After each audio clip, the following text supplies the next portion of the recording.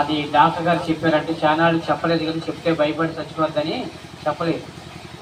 తర్వాత వాళ్ళ అబ్బాయి మేము మాట్లాడుకుని అది సరే, అది ఎలాంటి వ్యాధి అయినా పర్వాలేదు, దేవుడు స్వస్థపరుస్తాడు, కంగారు పడుతూ ధైర్యంగా ఉండమని చెప్పి అప్పట్లోనే సిలువగిరికి నడిచింది. దేవుడు ఆవిడికి ఇక్కడి లేకపోతే పట్టి ఇవిడి బతికి ఉండేది కాదు. ఈవిడ తోటి మనిషి కావచ్చు చనిపోయింది. అదే టైంలో ఈవిడ చనిపోద్దామని భయపడింది. చేసిన ప్రార్థన బట్టి ఇంకా అలాగ నిలబడింది. అయితే ఈ మధ్యకాలంలో జరిగింది ఏంటంటే శరీరం అంతా ఒక భయంకరమైన మంట, ఒక దురద, తట్టుకోలేని బాధ. రాత్రులు ఏడ్చేసేది, గోడు చేస్తా ఏడ్చేసేది, కంగారు పడకమ్మ. అది ఒక దురాత్మ పెట్టినటువంటి చర్మవ్యాధి. అది దురాత్మ చర్మవ్యాధులు కూడా కలగజేస్తుంది.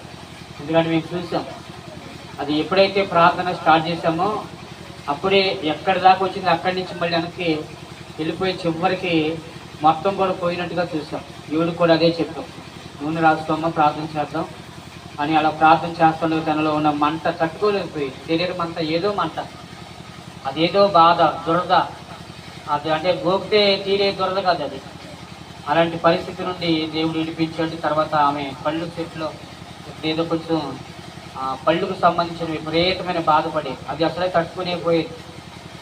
దానికి కూడా అది నేను చెప్పానమ్మా, కొంచెం తైలం నీళ్ళల్లో వేసుకుని తొక్కులించు, లోన దేవుడు ఏదైనా కార్యం చేస్తాడు అని చెప్పాము. అలాగలగా దేవుడు ఈరోజు మరి అన్నీ, అటు క్యాన్సర్ నుండి ఇటు దొరద నుండి మరి తనకున్న ఈ పళ్ళుకు సంబంధించిన బాధ నుండి విడిపించి 7 వారాలు వస్తానని మొక్కుబడి చేసుకుని ఈరోజు 7వ వారం మరి ఈరోజు సాక్ష్యం ఇచ్చి మరి పలహారం కూడా పంచుకుని దేవునికి కానుకలు పెడుతున్నారు. దేవుడు మరి సాక్ష్యాన్ని దేవుడు దీవించును గాక.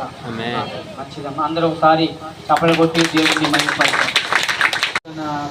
సాక్ష్యం ఏంటంటే రాత్రి ఏదో కొంచెం ఒక దర్శనం వచ్చిందంట. దాంట్లో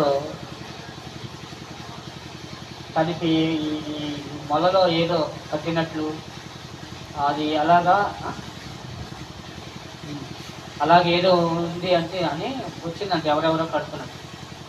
తీరా అది అలా చూసి పొద్దున్నే లేచి చూసేసరికి ఇంటి ముందు ఉన్న మొక్క ఏదో చచ్చిపోయింది అని చెప్తుంది. దానివల్ల ఏదైనా ప్రమాదం అవుతుందేమో. దేని స్తోత్రం.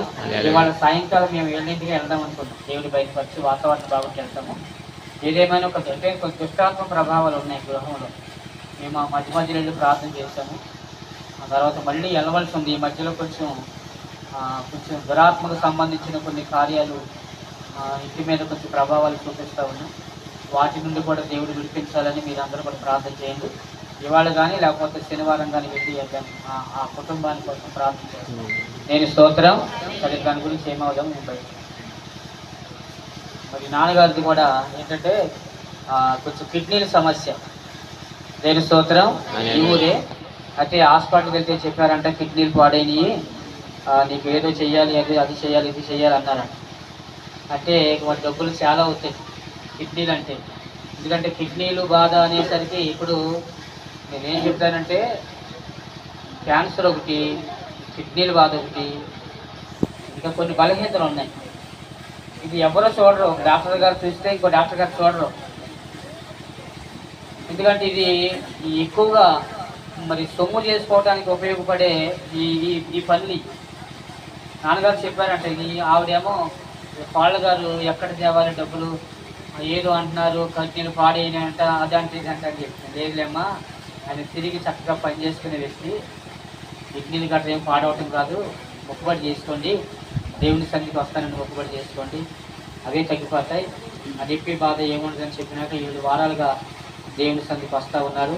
ప్రార్థన చేసుకుంటే ఆ కాళ్ళు బాధ భరించలేకపోతూ ఉండేవాడు. నేనే నూనె రాసి ప్రార్థన చేస్తూ ఉండేవాడిని అస్తం వేసి. అలాగలా క్రమక్రమంగా బాధ నుండి దేవుడు విడిపించాడు. ఈరోజు సాక్ష్యం చెప్పుకోవాలని సాక్ష్యం చెప్తున్నాడు కనుక దేవుడి సాక్ష్యాన్ని దేవుడు దీవించును గాక. అందరం కూడా ఒకసారి గట్టిగా చప్పలు కొట్టి దేవుడి పైన పడక. ఇక పలహారం కూడా తీసుకొచ్చారు. పలహారం తీసుకుని